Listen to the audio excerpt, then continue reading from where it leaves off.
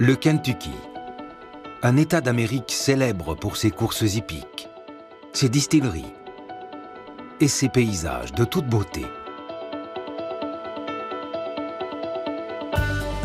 Une région considérée pendant longtemps comme un paradis terrestre. Le pionnier Daniel Boone a été séduit par la beauté de ses vallées. Grâce à lui, des milliers de colons venus de l'est du pays ont pu s'installer dans le Kentucky. Ces montagnes, les Appalaches, ont longtemps été préservées. Aujourd'hui, d'énormes machines dévorent peu à peu ces sommets pour accéder à leurs trésors enfouis. Le Kentucky s'est battu pour rester neutre pendant la guerre de sécession. Mais comme ailleurs, les hommes ont fini par combattre leurs propres frères. C'est le 15e État d'Amérique. Ici, l'herbe est plus verte qu'ailleurs. De vieilles Américaines arpentent les routes de campagne. Et des milliers de passionnés se réunissent chaque année pour vivre 2 minutes de grands frissons. Bienvenue dans le Kentucky.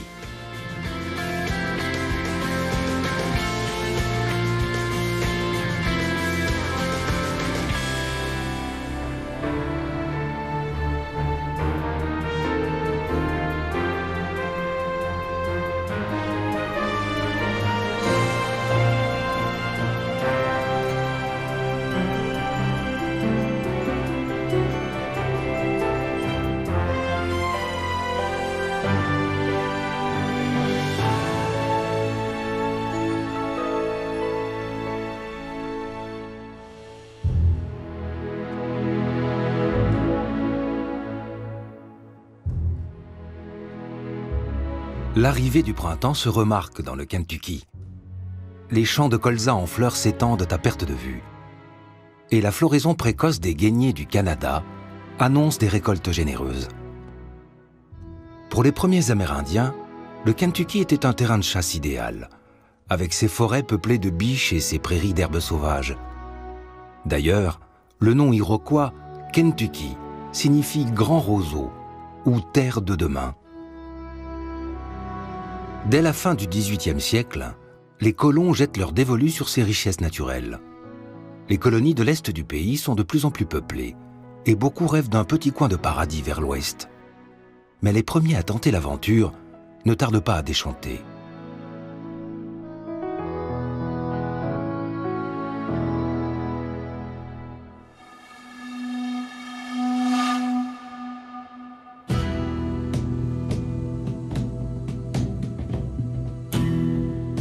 En 1774, un petit groupe venu de Pennsylvanie arrive au Kentucky par la rivière Ohio et fonde la première colonie. Elle est baptisée Harrodstown, en l'honneur du chef de l'expédition, James Harrod. Les colons construisent un fort pour se protéger et commencent à cultiver les terres. De nombreux conflits les opposent aux Amérindiens Shawnee. Ils se retranchent alors dans l'enceinte du fort. Les hommes, les femmes et les enfants cohabitent avec les bêtes. L'air est vicié et les épidémies se répandent à grande vitesse. 1 an après leur arrivée, les colons sont déplacés dans un autre fort, mieux protégé. Malgré ce premier échec, la tentation est trop forte pour les aventuriers ambitieux. L'un d'eux va devenir une légende américaine. C'est un ancien soldat devenu explorateur, Daniel Boone. Il arrive ici en 1767 à l'occasion d'une expédition de chasse. Après avoir monté le camp, il grimpe au sommet d'un piton rocheux pour admirer les étendues vierges du Kentucky. Aujourd'hui, les visiteurs escaladent les rochers de la réserve de Pilot Knob, au cœur de paysages restés intacts depuis des siècles.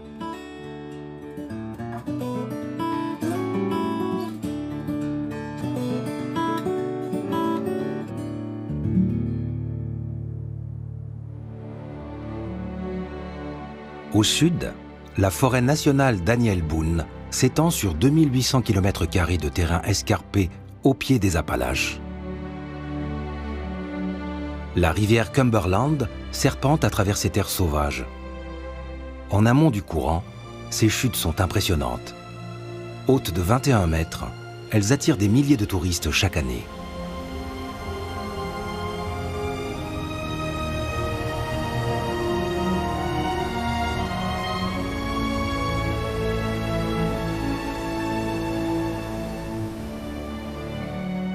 Au-dessus de la cime des arbres, se dresse un autre trésor naturel du Kentucky, une étonnante formation de grès nommée Natural Arch.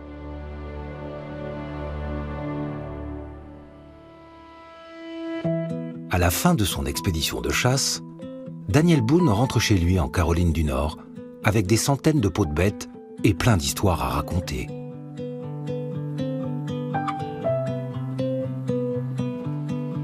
Bientôt, des colons de Caroline du Nord, du Tennessee et de Virginie veulent partir à la conquête de ce nouveau paradis.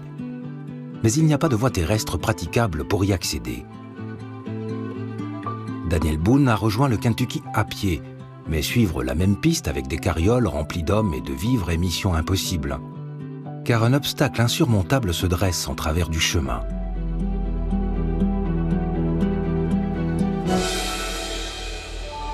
Les monts Allegheny s'étendent du nord de la Pennsylvanie au sud de la Virginie. Ils barrent la route aux colons qui veulent rejoindre le Kentucky à l'ouest.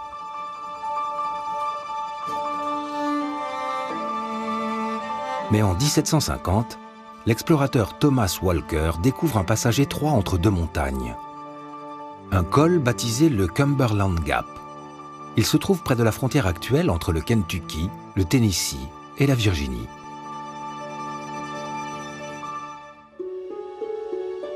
En 1775, un riche homme d'affaires du nom de Richard Henderson engage Daniel Boone pour ouvrir un accès par le Cumberland Gap. Son projet, fonder dans ce qui n'est pas encore le Kentucky, une grande colonie qu'il baptiserait Transylvania. Accompagné de quelques hommes, Daniel Boone se ferait un chemin à la hache à travers la forêt épaisse. Il trace un sentier historique aujourd'hui connu sous le nom de Wilderness Trail.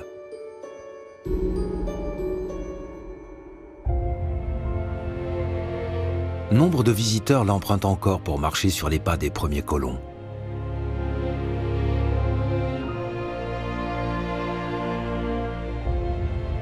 Daniel Boone parvient de l'autre côté des monts Allegheny 15 jours plus tard.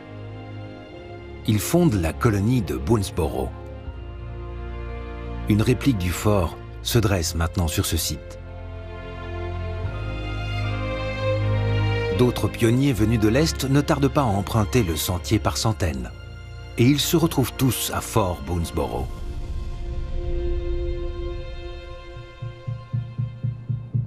Daniel Boone reste sur place pour protéger la colonie contre d'éventuelles offensives des Amérindiens. Mais il est capturé par la tribu Shawnee en février 1778. Alors qu'il est retenu prisonnier, il découvre qu'une attaque est prévue contre les colons.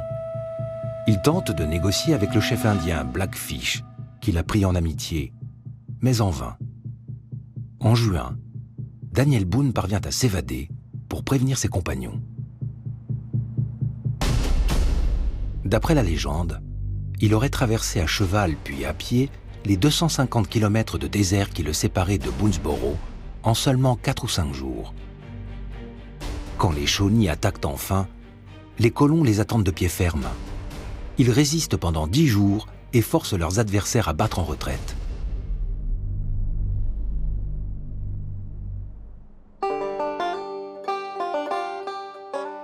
Les exploits de Daniel Boone font la une des journaux dans tous les États-Unis et l'Angleterre et inspirent de nombreuses fictions. Les récits décrivent un héros coiffé d'une toque de trappeur qui franchit les montagnes pour échapper aux Indiens et guide les pionniers vers la lumière à travers les forêts obscures.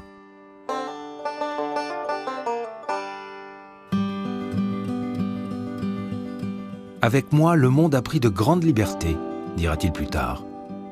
Pourtant, je ne suis qu'un homme ordinaire. Daniel Boone est surtout un héros pour les colons qui s'installent en masse dans le Kentucky grâce à lui. Ils fondent à leur tour leur propre colonie au pied des montagnes. Et voici à quoi elle ressemble. Le village de Mountain Home Place est une reconstitution à l'identique. Il compte une église blanche, une école, quelques maisons et des granges pour les hommes et les bêtes. Construire un village comme celui-ci en pleine nature est un travail de titan.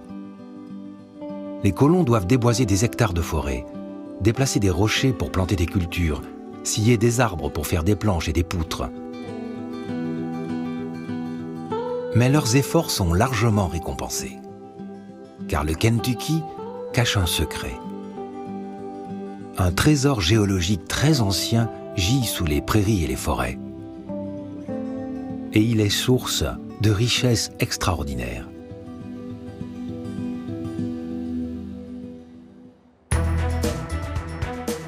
À 80 km au sud de Louisville se trouve l'un des sites les plus sécurisés au monde, le dépôt de Fort Knox. Aujourd'hui, il ne renfermerait plus que 4500 tonnes d'or, alors qu'il en comptait plus de 20 000 pendant la dernière guerre. Avec des murs de granit d'1,20 m d'épaisseur et une porte blindée de 20 tonnes, aucun coffre-fort n'est aussi bien gardé. Mieux vaut ne pas approcher de trop près, même du ciel. Si les gardiens ont besoin de renforts, 30 000 soldats et 300 chars d'assaut de la base militaire voisine sont prêts à intervenir.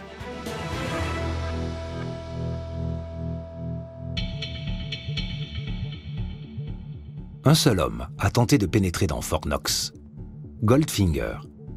Dans le film éponyme de 1964, l'ennemi de James Bond élabore un plan machiavélique pour déclencher une bombe nucléaire et irradier le stock d'or. L'équipe du film n'a pas eu accès au coffre, mais a pu filmer des extérieurs vus du ciel. Pour nombre d'habitants du Kentucky, le trésor le plus précieux de leur État ne se cache pas entre les murs de Fort Knox, mais sous leurs pieds. Des colons le découvrent au début du XIXe siècle. Pourtant, il est enfoui dans le sol depuis plus de 300 millions d'années.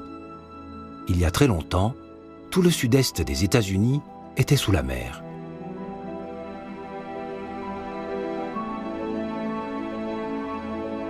Au fil du temps, des milliards de coquillages se sont accumulés au fond de l'eau et ont formé une couche de calcaire de plusieurs mètres d'épaisseur.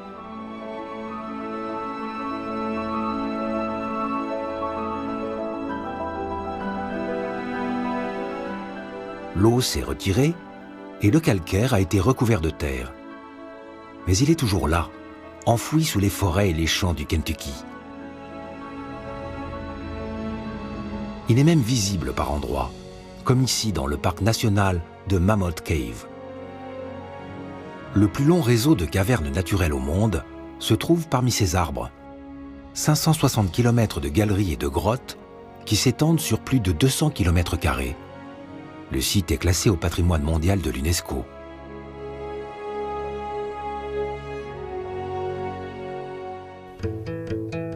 Ce calcaire souterrain apporte en surface un nutriment essentiel aux animaux et aux hommes, le calcium.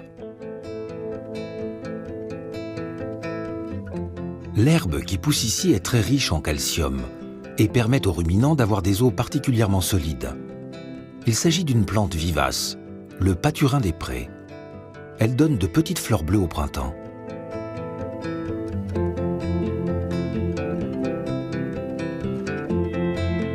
La qualité du sol fait du Kentucky l'endroit idéal pour élever des chevaux de course.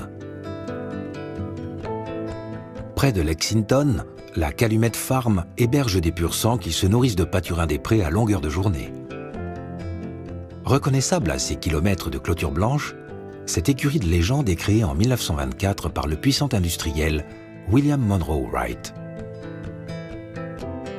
Ce n'est alors qu'un petit élevage de chevaux ordinaire.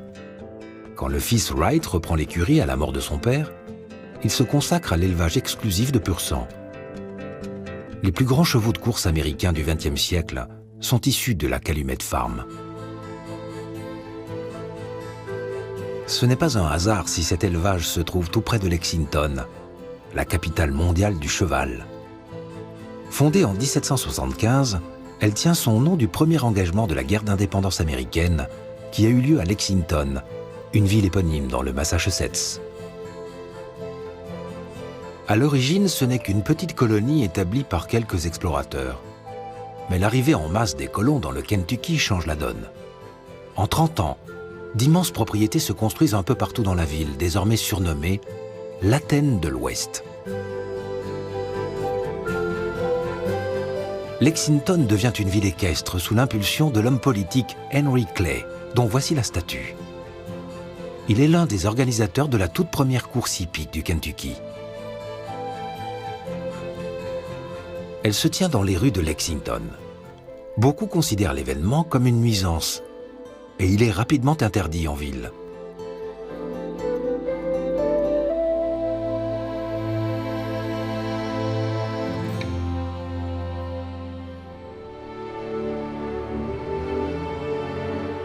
À l'époque de la fondation de Lexington, le Kentucky fait encore partie de la Virginie et n'est pas un État à part entière.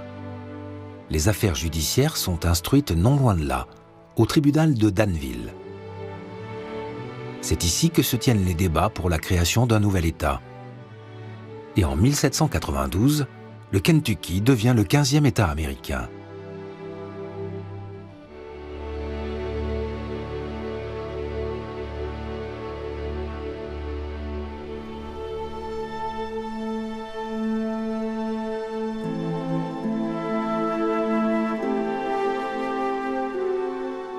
Il se trouve au sud de Lexington, sur le domaine de William Whitley, un riche pionnier connu pour ses nombreux conflits avec les Amérindiens. En 1787, Whitley commande la construction d'un manoir doté de murs de 60 cm d'épaisseur et de fenêtres hautes pour se protéger des attaques. Il fait même inscrire ses initiales au-dessus de la porte d'entrée.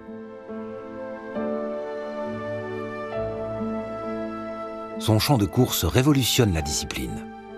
Whitley n'est pas attaché aux traditions britanniques et décide de leur faire un pied de nez. Les chevaux courront dans le sens contraire des aiguilles d'une montre. Depuis, toutes les courses se déroulent ainsi aux États-Unis.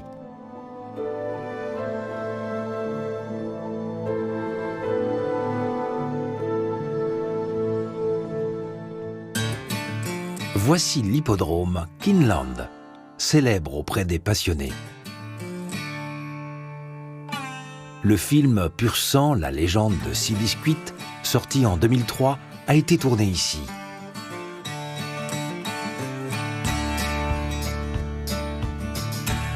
Tous les matins, 365 jours par an, les jockeys s'entraînent pour les courses les plus prestigieuses du pays.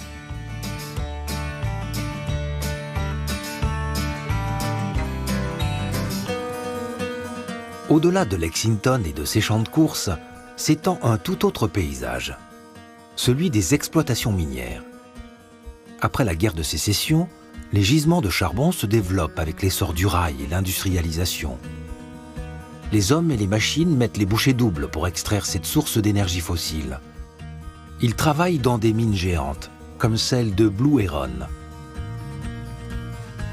Cette mine reste en activité jusqu'en décembre 1962. Le charbon est évacué par wagons entiers et rapporte des millions aux propriétaires du site. Mais pour les mineurs, la vie est loin d'être facile. Les compagnies minières construisent leurs propres cités ouvrières.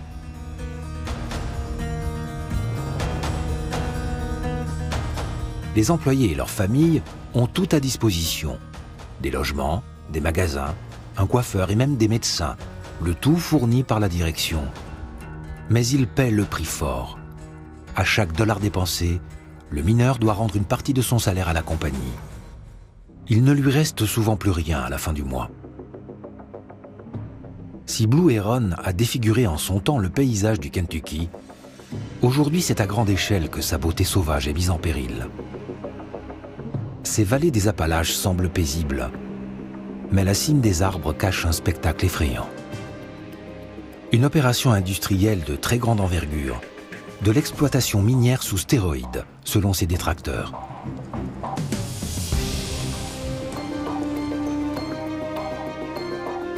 Les conducteurs de ces engins de terrassement prennent leur service et ils s'apprêtent à soulever des montagnes.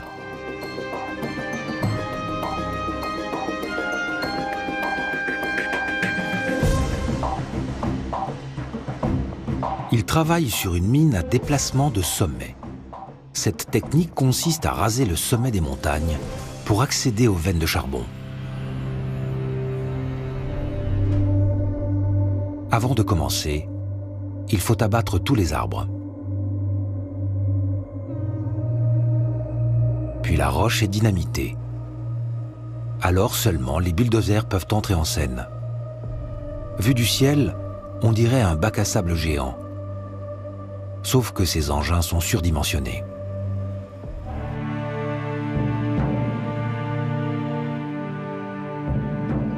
Les montagnes Appalaches ont plus de 300 millions d'années. À eux seuls, ces 3 bulldozers ont raison d'un pic entier en 3 jours.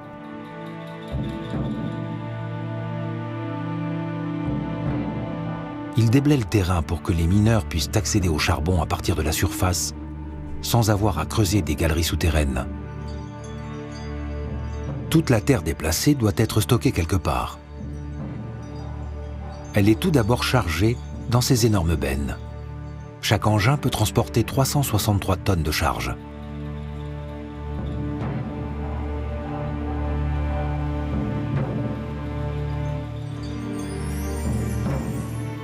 L'un après l'autre, ces monstres d'acier déversent la terre dans les vallées environnantes.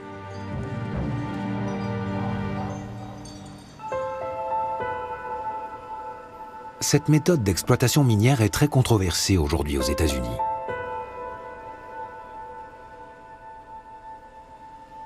D'après les écologistes et les habitants des communautés locales, elle serait extrêmement dévastatrice. Elle détruirait les écosystèmes et polluerait les cours d'eau de la région. Les compagnies minières déclarent reconstituer les montagnes après l'opération sous la forme de terrasses recouvertes de végétation. Certains sites servent même de pâturage pour le bétail. Mais malgré tous les efforts, les pics des Appalaches sont détruits à jamais.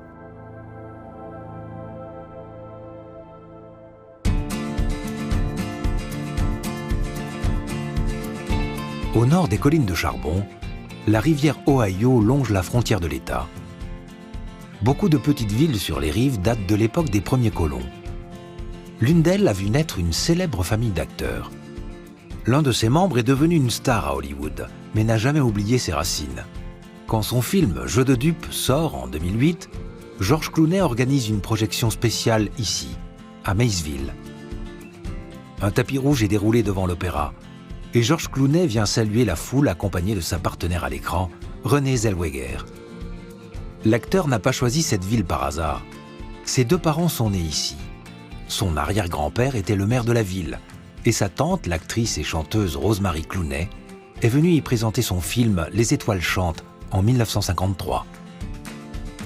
Elle a aussi grandi à Maysville. Toute son enfance, elle a regardé la rivière Ohio et rêvé à des villes lointaines.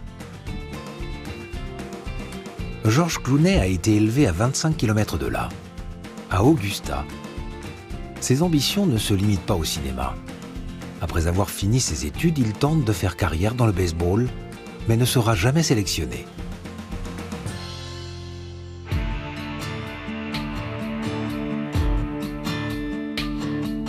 Parmi les villes dont rêvait Rosemary Clooney, il y avait peut-être la plus grande du Kentucky, Louisville. Elle aussi compte son lot de personnalités célèbres. L'une d'elles est née dans cette maison blanche modeste sous le nom de Cassius Clay. Il deviendra plus tard Mohamed Ali. Ce bâtiment, le Mohamed Ali Center, a été construit en son honneur. Le jeune Cassius Clay apprend à boxer pour se défendre après le vol de son vélo. C'est aussi à Louisville qu'il remporte son premier combat professionnel en 1960 au Freedom Hall. Sa victoire en 6 rounds sur Tony Hunsaker lance sa carrière de boxeur. 20 ans plus tard, c'est pour soutenir l'équipe de basket universitaire que la foule se presse au Freedom Hall. Elle remporte 3 fois le titre national, en 1980, 1986 et 2013. L'équipe a depuis déménagé au Hume Center.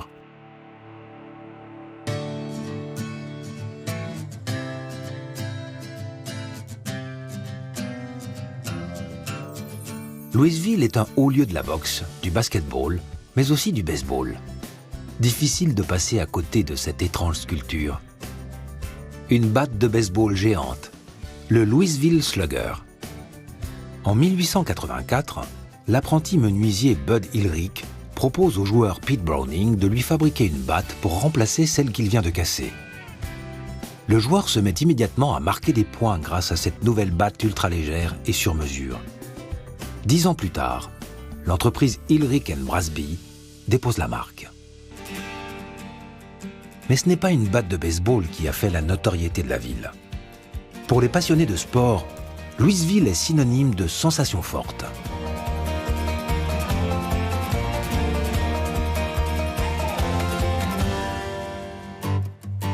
Le premier samedi de mai, plus de 150 000 amateurs de courses hippiques affluent du monde entier.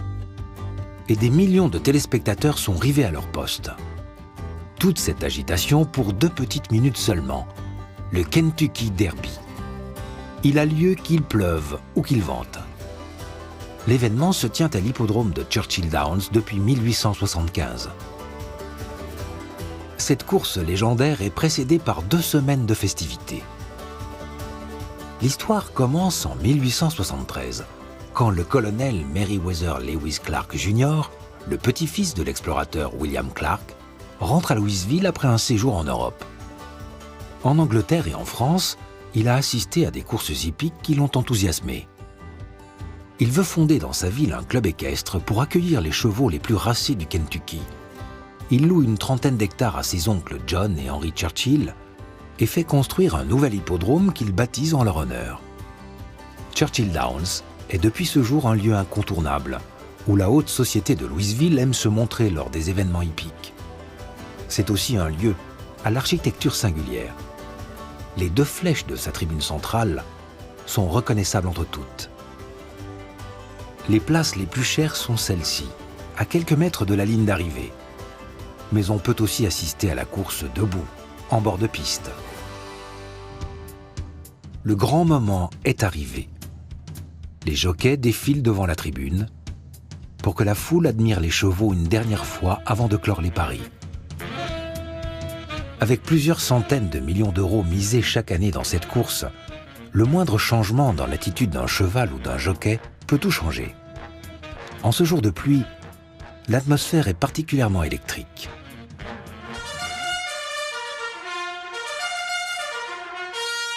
Dès que le dernier cheval est en place, le départ est donné.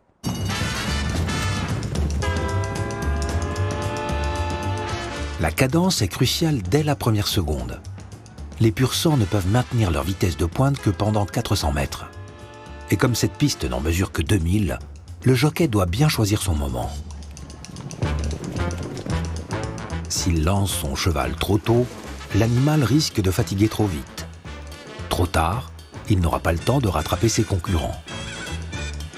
Et sur piste mouillée, impossible de savoir quel cheval sera le meilleur.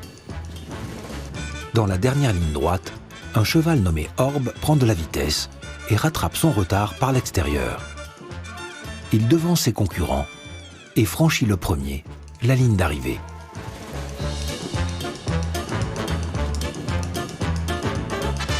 Il remporte la course en 2 minutes 02, à près de 3 secondes du record de 1973, toujours imbattu. Le propriétaire du cheval remporte l'équivalent d'1 million d'euros. Le jockey de 28 ans, Joel Rosario, touchera 10% de la prime.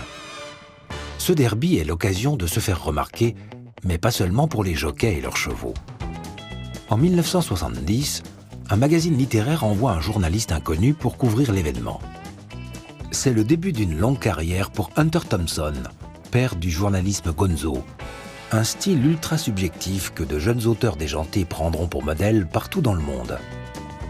Il se rend au derby avec l'illustrateur anglais Ralph Steadman, censé illustrer son article.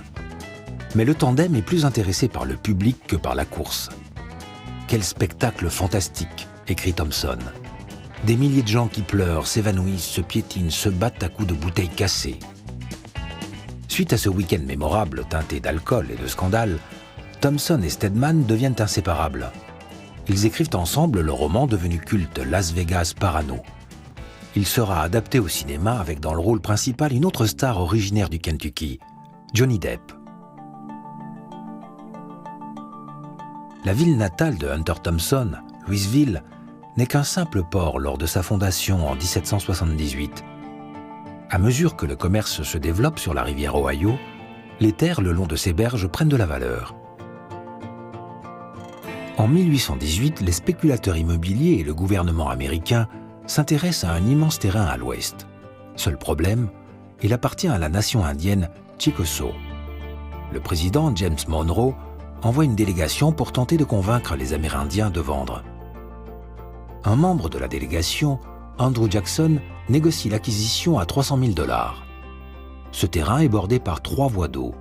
À l'ouest, le Mississippi, au nord, l'Ohio, et à l'est, le Tennessee. 13 ans plus tard, la tribu Chickasaw sera contrainte de quitter le Kentucky pour l'Oklahoma.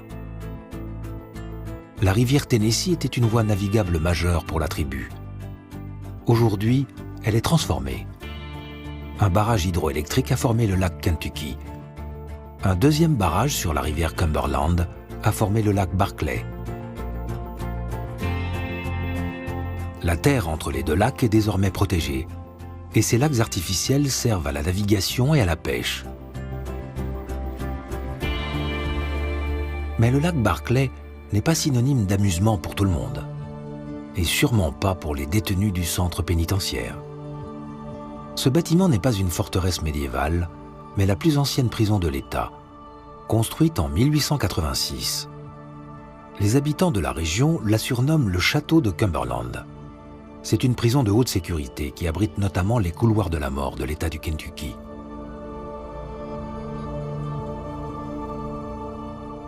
Si ces murs pouvaient parler, ils auraient bien des histoires à raconter. Le pénitencier date d'une époque où beaucoup de communautés rurales étaient régies par le code de l'honneur et de la famille, et non par la loi. Une époque où les différends se réglaient dans la violence et dans le sang.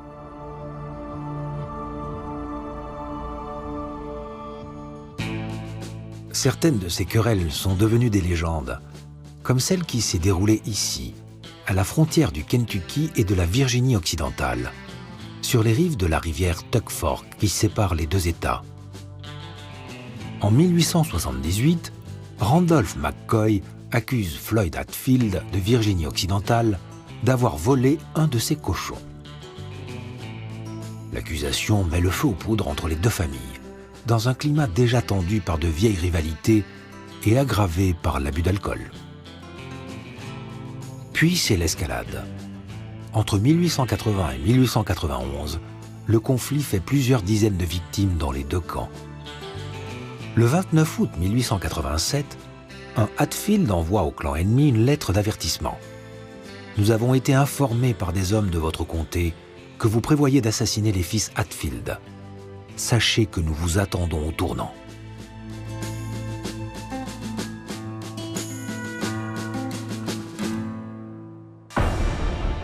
Le 1er janvier 1888, les Hatfield prennent le taureau par les cornes. Ils traversent la rivière Tuck Fork et mettent le feu à la maison des McCoy.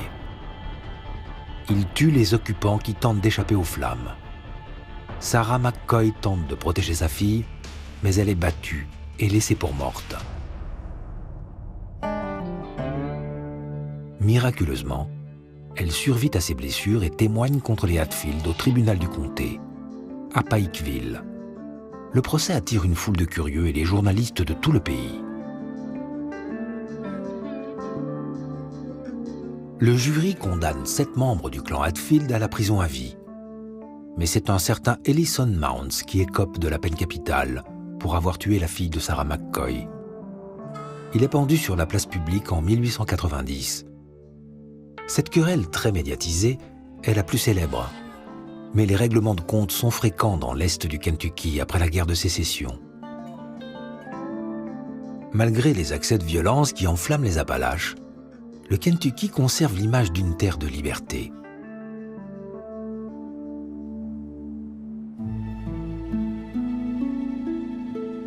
À la fin du XVIIIe siècle, 44 missionnaires Shakers arrivent ici dans l'espoir de créer un paradis sur Terre, sur un site baptisé Pleasant Hill. Ils construisent des bâtiments d'une grande sobriété, à l'image des valeurs d'humilité et de simplicité qu'ils prônent. Comme les Quakers, les Shakers n'ont ni prêtre ni pasteur. Ils croient que chaque membre de la communauté peut communiquer directement avec l'Esprit divin.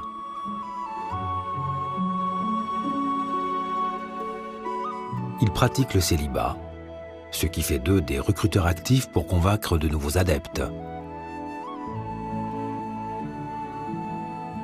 Ils ont la particularité de se réunir lors de grandes assemblées très animées en pleine nature. Des milliers de jeunes pionniers chantent et dansent jusqu'à la tombée de la nuit et écoutent des orateurs passionnés prêcher l'égalité, la vie communautaire et l'amour de la terre.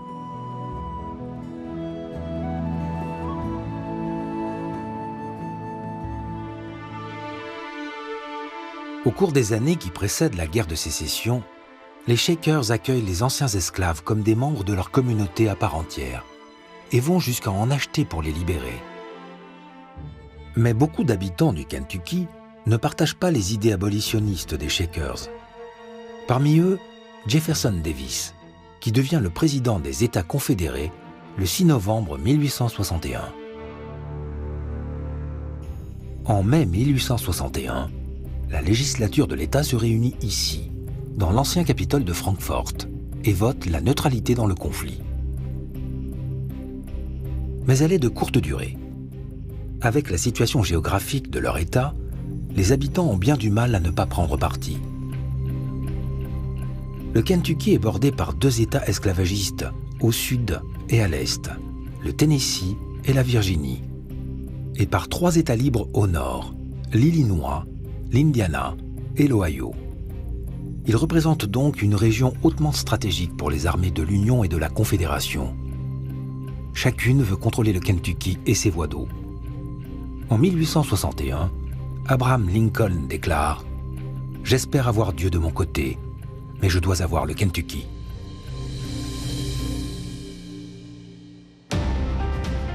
En un an, Louisville devient le bastion des troupes de l'Union. Avec 80 000 soldats en ville, les bars et les maisons closes fleurissent le long de la rivière Ohio. En septembre 1862, la menace d'une offensive contraint des milliers d'habitants à évacuer la ville. Beaucoup fuient vers l'Indiana par la rivière. L'attaque n'aura jamais lieu. Mais les batailles se succèdent ailleurs dans la région et le bilan est lourd dans les 2 camps. La guerre fait des dizaines de milliers de victimes parmi les habitants du Kentucky. La plupart sont des soldats de la Confédération. Souvent, les morts sont enterrés à la hâte sur le champ de bataille. Mais d'autres reposent dans de petits cimetières comme celui de l'église presbytérienne de Pisgah.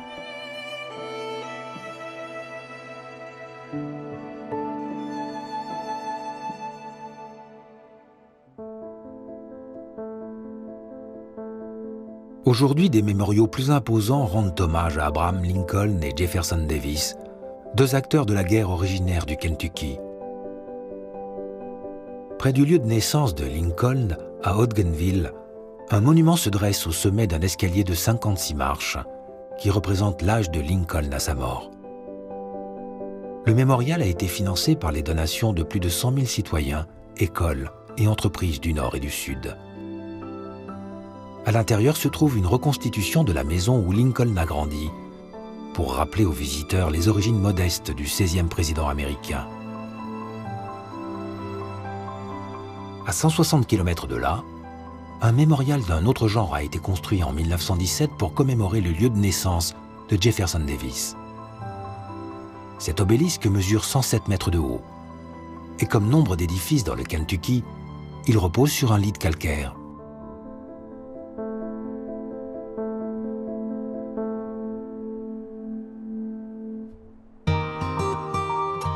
Pendant la guerre de sécession, des frères se sont entretués pour défendre leurs idées.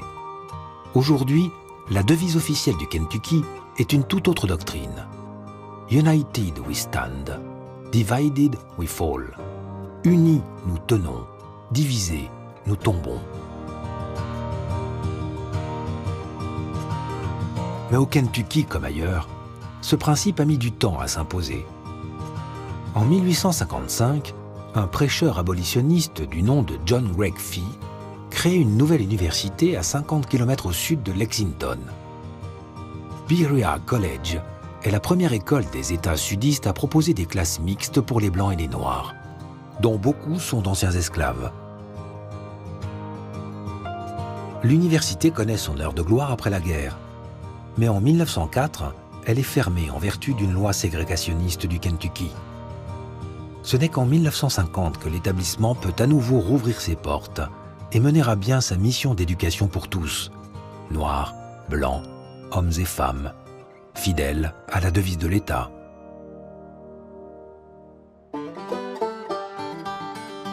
D'immenses étendues du Kentucky sont tapissées de forêts.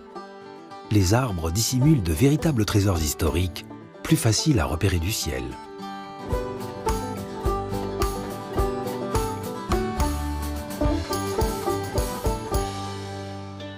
Cette ferme à l'ouest de Louisville, par exemple, elle n'a l'air de rien. Mais c'est la maison natale du père de la musique bluegrass, Bill Monroe. Dans les années 1920, le jeune Bill Monroe joue du violon et de la guitare à l'ombre de ce porche. Sa mère l'initie aussi à la mandoline.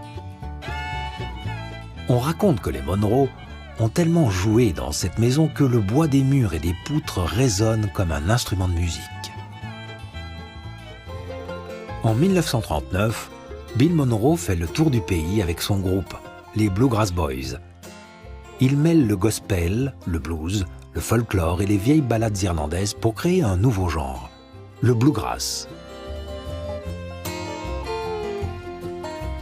Aujourd'hui, tout près d'ici, à Rosine, des musiciens se réunissent chaque vendredi soir pour honorer l'héritage laissé par Monroe.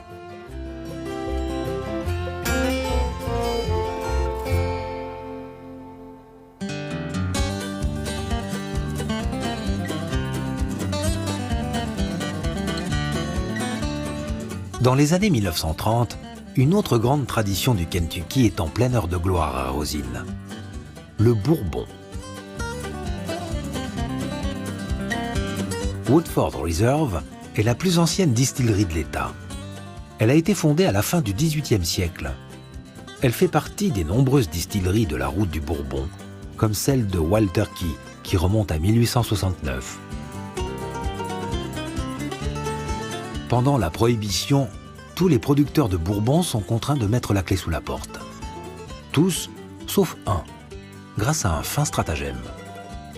La distillerie Buffalo Trace vend son alcool pour un usage médicinal exclusivement.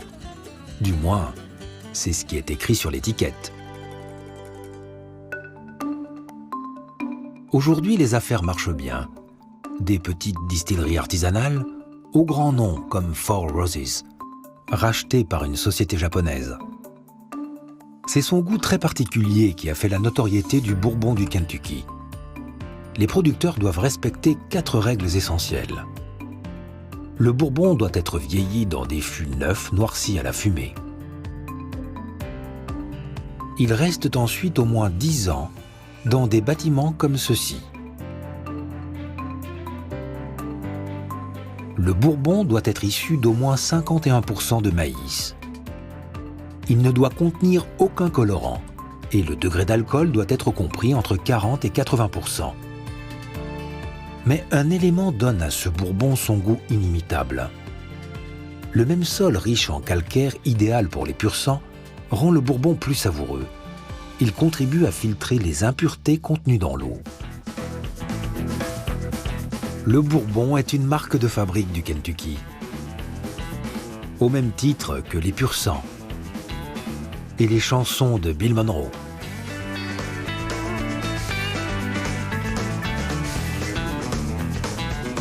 Et au même titre qu'une voiture, l'une des américaines les plus convoitées, la Chevrolet Corvette.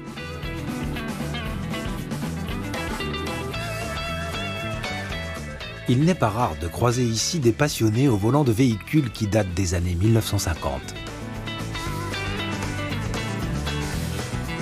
Cette voiture de légende est assemblée non loin d'ici, dans l'usine General Motors de Bowling Green. Plus de 400 employés y produisent environ 11 000 corvettes par an.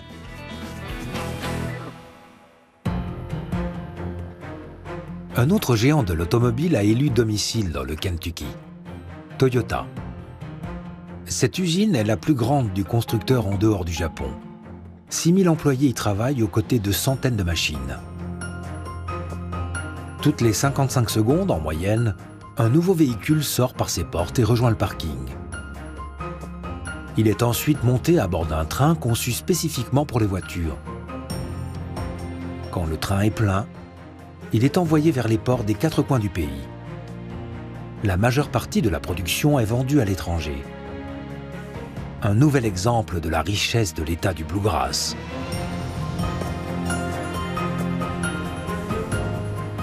Terre de tradition durable, colorée, ouverte, robuste, où la nature inspire le respect. C'est le Kentucky.